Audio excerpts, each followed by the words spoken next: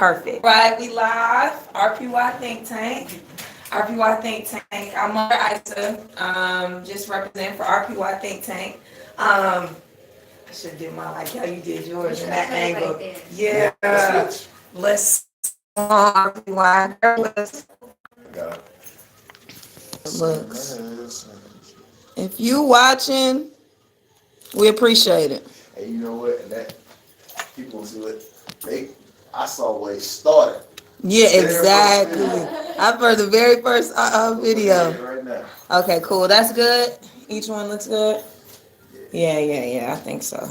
Okay, awesome. So we're gonna get into these hot topics with RPY advocates.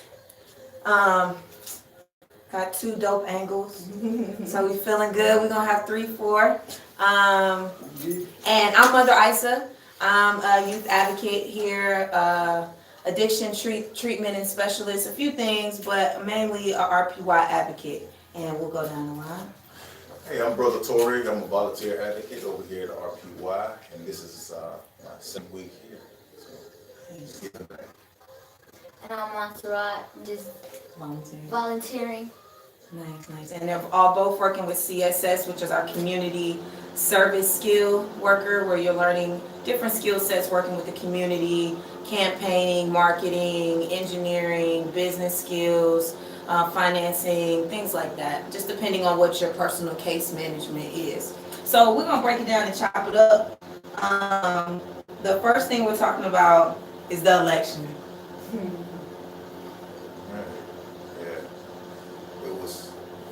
It was an upset. Yeah, it was everywhere. I mean, the thing is, and I have learned this, when it comes to getting things that we feel that we need and deserve in our community, it is very important that we should get out here and encourage, especially the youth, to vote. It's not always, as we can see, about the United States president. You know, we had, the previous president, Barack Obama, did 2 terms. You see how during that era, everyone pulled together, but there's still work to be done. And every state in the United States is fortunate enough to have their own local government. Far sooner than you would be affected from a federal level, from a president. President got to serve everybody with like them or not. To mayors and the governors, that's why this election here in Atlanta was very important, and what was her name? Ms. Bottoms? Keisha Lance Bottoms. So, she was one of our partners, shout out. There you go. Keisha Lance Bottoms. Keisha Lance Bottoms. Mayor Keisha Lance Bottoms, with all due respect. Yeah, I kind of picked up a little bit on it. I just got back in town. I'm homegrown in Atlanta, but that was happening as I was transitioning back. But I'm back, and I'm kind of getting back into the government of the state in this city of Atlanta, and she has a lot of backing, and rightfully so. We're tired of being put on as an afterthought, as second class citizens, and Atlanta was not about to allow the wrong person to get in power, because believe you me, when that because the local do vote, it's very important, because it becomes on behalf of us for the future to become better. Exactly, that's the key point. So do you think it discouraged the youth to vote over down, or are people excited about this? A lot of people were saying that it was a bad idea, it was bad for the people that weren't voting, because it was making it look bad on us, the youth, because majority of the youth really don't care, because they're like, they're not gonna do nothing anyway. And it's just like, well, if you're not gonna vote, then you're not making anything happen either way. So if you vote, you make a little bit of a change. Yeah, you're right. Yeah. And at least you put at least you put effort in showing them that we do care about what's going on. Exactly. But a lot of them was like, they don't care, they're not gonna do nothing anyway. Because you showing them that you don't care. Exactly. And you have to, like you said, you have to care. You gotta care. It's our community. You have to show them that you care, because the polls, it was not even a lot of the percentages of the youth, or because a lot of people on social media was like, us as Hispanics that have the right to vote, we don't do it, and it's making it look bad. Why would you say that is though? Because us as Hispanics, why don't we vote? I don't know. That's what we were saying. Like on social media, a lot of Hispanics were saying that they didn't care. Yeah. It's like, well, you showing that you don't care makes it look bad on us Exactly. that did vote. Mm-hmm. Because the percentage was what, 7% of Hispanics? I think it was like 5. Yeah. It was really low. It was really I mean, low. it's a real low percent that can vote, and even in that percent that can vote, that did vote. Yeah. So yeah, and then the ones that did vote that didn't get messed up at the polls, who didn't get stopped. So yeah, it's just important. So I mean, so then okay, for the people that did vote, okay, I voted, but look who's in office, Donald Trump. Donald Trump. I woke up mad early to go vote. Yeah. To go vote, and then so that shook my foundation in the whole justice system. I mean, what do you mean? Is this real? I'm a youth. I don't believe it. Yeah, it was. Tell me something, Tori. Tell me, my friend. No. It was a surreal moment because, like I said, even though there was a lot of stigma with Hillary Clinton, you know that super predator statement, you know, from the night. I remember the Bill Clinton era. You know, a lot of them drug laws, a lot of laws was affecting the black community. During the Clinton era, be it that she's, she was first lady, and some years later she was running. So you had her, and a lot of people already felt the way about that. But then you got Trump. So that's why it was a campaign.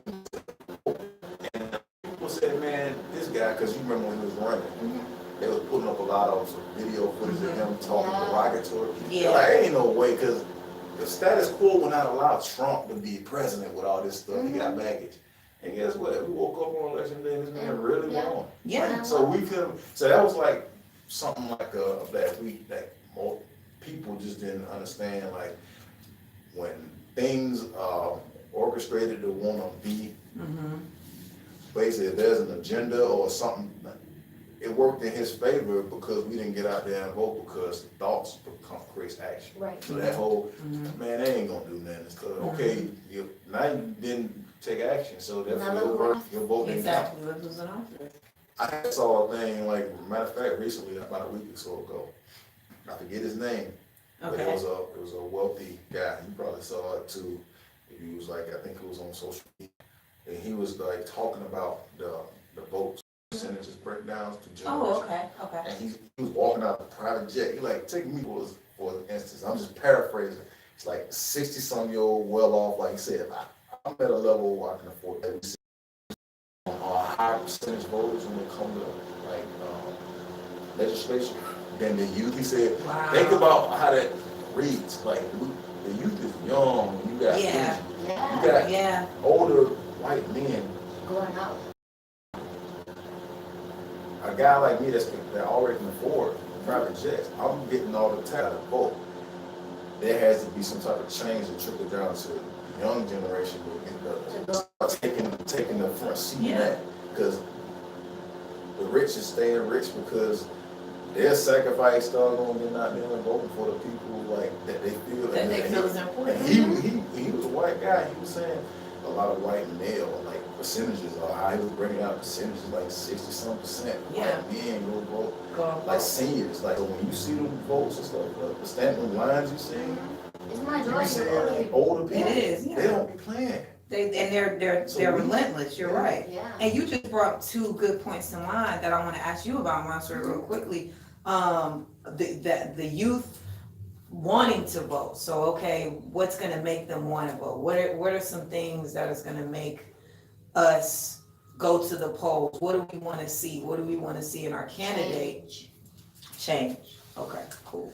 Real change. Real actual change. And the reason why I'm asking is because, like you were saying about the European and white people speaking up and speaking about what they want, and they're being very verbal. White males are being verbal right now about what they want, the white supremacy system, about economics, fundraising, anything that they want to talk about, they're being upfront about it. So we have to be upfront about what we want. The youth have to speak up. They have to speak up, and we have to work together. We have to work together. And we're saying youth, but youth and millennials, because we're literally Yep. you're right. And a lot of not older, not young, but not older either. They didn't go out to vote either. And that's what messed us up as well, because they didn't do anything about it either. A lot of my friends, a lot of millennials, you know, they voted for Barack's running. They were doing all this campaigning, and then I guess they lost esteem in Trump's running. They lost hope. They lost hope. And they lost vision, and then they just dropped the ball. And now we're leaving it unto you, who's like, no, I want to believe, but nobody's with me. Nobody's here.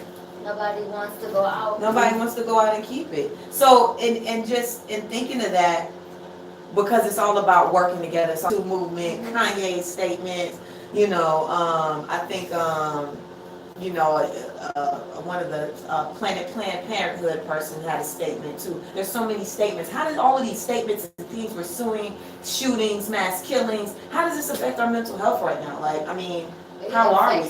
A lot, because everybody's looking at everything that's going on, and they're just like, oh my God, what if that happens at my school, or what if it happens over here where I'm at? And it messes up people, because at the end of the day, when it comes to the resolvement of the whole situation with people that's doing the killings and everything, they come out with this, oh, he has a mental issue, he has this and that. That's no justification for them to put that as a what is it called? Like as an excuse. The excuse. Yeah, they shouldn't use that as an excuse to not punish them as a regular person. They're still a human being. Just because they have a mental issue doesn't mean anything. They know what they were doing. Exactly. So there should be no excuse for that. You're right.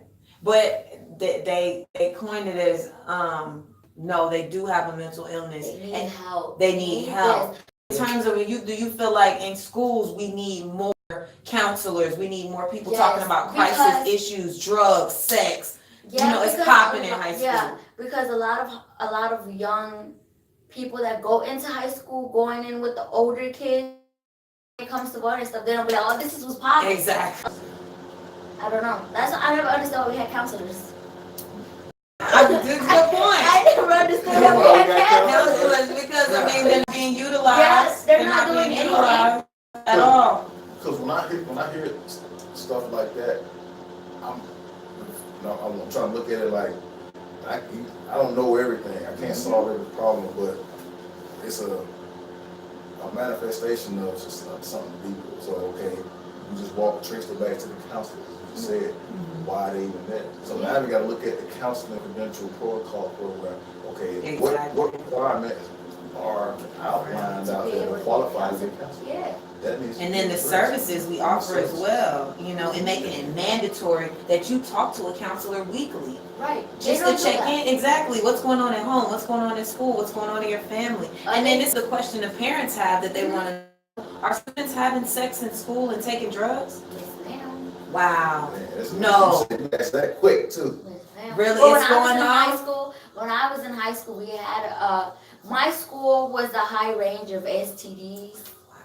Yes, and drug use. Because we will have students sell drugs on campus, or they will leave to take drugs and come back on campus. Wow. Or they would have sexual intercourse. Were the teachers like with it? Was some of the teachers like some of the teachers knew, and they didn't really say anything because they were just them teachers. And we actually had a teacher who had something going on with a student. One of the students, like we was on the news and everything. Wow. Police pulled up, helicopter, everything. That's crazy. It was crazy. Wow. Yeah. It's crazy. And how do you feel like that affected you seeing all of that, trying to go to school, trying to get your education? Yeah, it was like, why are y'all doing? Like they said that they were doing it in school, like they were having a relationship. In school, and that was just not normal. They're messing around with the student. Okay, she was 18, but still, like you don't. Yeah, still, you probably didn't meet her when she was 18. Yeah, like that didn't make sense to me, because after that, if you're gonna talk to a teacher, you wait, I think, months after you graduate. You're not supposed to do it right after you graduate. I didn't even know there was rules to this. There's levels to this. It's rules to dating a teacher. All right. And you learn. I got to jot this down for the book. Okay. Yeah. Dating teachers 101. Wait 6 months after you graduate. Okay. And it was actually during graduation season. It was the day. Wow. So I literally walked and we went out the next day. No. They were before the walk. Oh, before the walk, before everything. walk. Wow. Before the walk-in. Wow, he took her to prom and everything. So now that's crazy and that's lit. I mean, so what is our question, our answer for our schools? And we're gonna end on this. We're gonna take this off camera because we're gonna get deep. We're gonna get real deep. What's our solution? What do we think?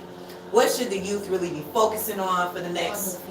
On their future. Okay. On the future of themselves, because a lot of people don't really take the future to consideration. They just be like, oh, I'm just going with the flow. And that's how I would. But then when you start doing that, it's just like you're wasting your time because you're not really doing anything but going with the flow that the routine basically that you already have. Yes. And that's not good because you're not moving forward. You're just there. Yeah. So for that. That's real. That's real. Because even when you think you're going against what's right, you're still going with the negative programming that's being outlined for you. Yeah. Make your own rules. Set your own greatness. Step into it.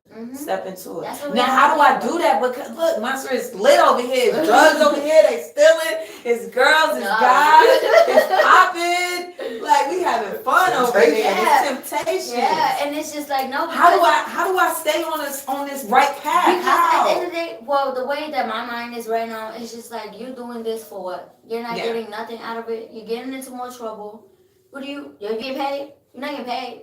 So what do you know? You're not giving me no bread. You're not showing me no knowledge. Exactly. You're doing stupid, ignorant stuff. Exactly. You're not moving forward. You're not moving forward. Yeah. So just focus on your plan. On your plans. Utilizing everything that you can out. I feel like, hey, I'm 18. It's time for me to get at these ladies. You know what I mean? I got my car. I'm coming to pick Monster up. I'm trying to see what's her Instagram. You know what I mean? Like, what can you say to those young men that like, yeah, I know you're on the right track, y'all doing the right path, but it's just something keep calling me about this lifestyle. It's just something it's appealing to me. How do I overcome that? Well, for the young fellas, independence. So anything that's gonna be related to you getting the hot chicks, money, is gonna really be a distraction from regiment. Okay. I like to use that term regiment because a regiment is, a protocol is more structured. I break it down. And I was young too. I didn't have structure.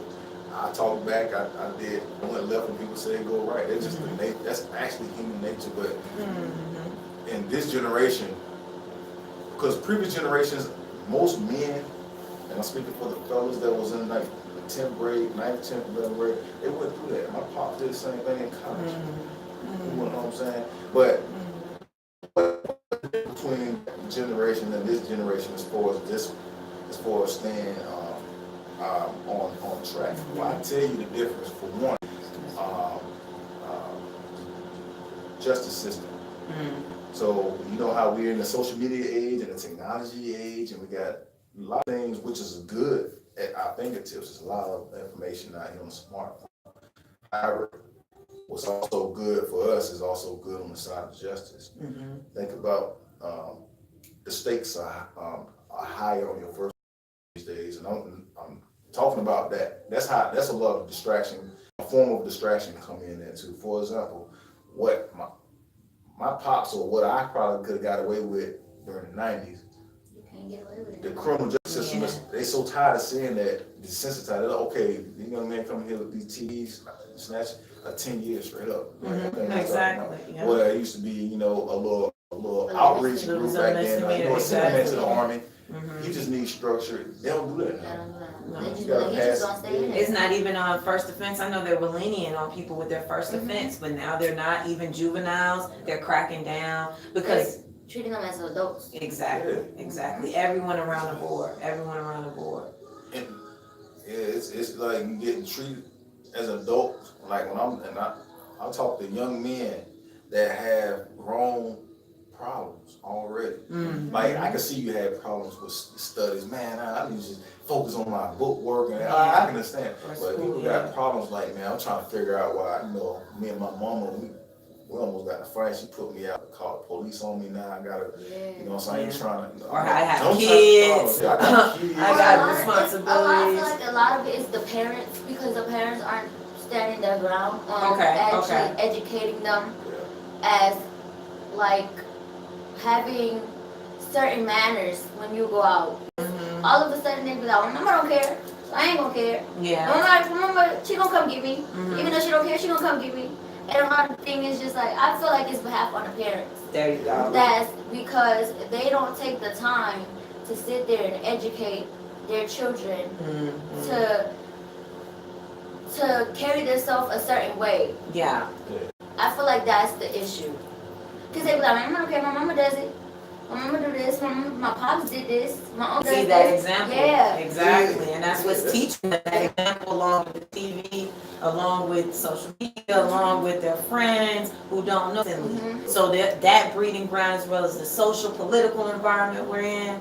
So to just bring a bow to it and bring a North Star to it, what would you guys say the major thing for everyone to focus on for the next 30 days, for the last 30 days of the year?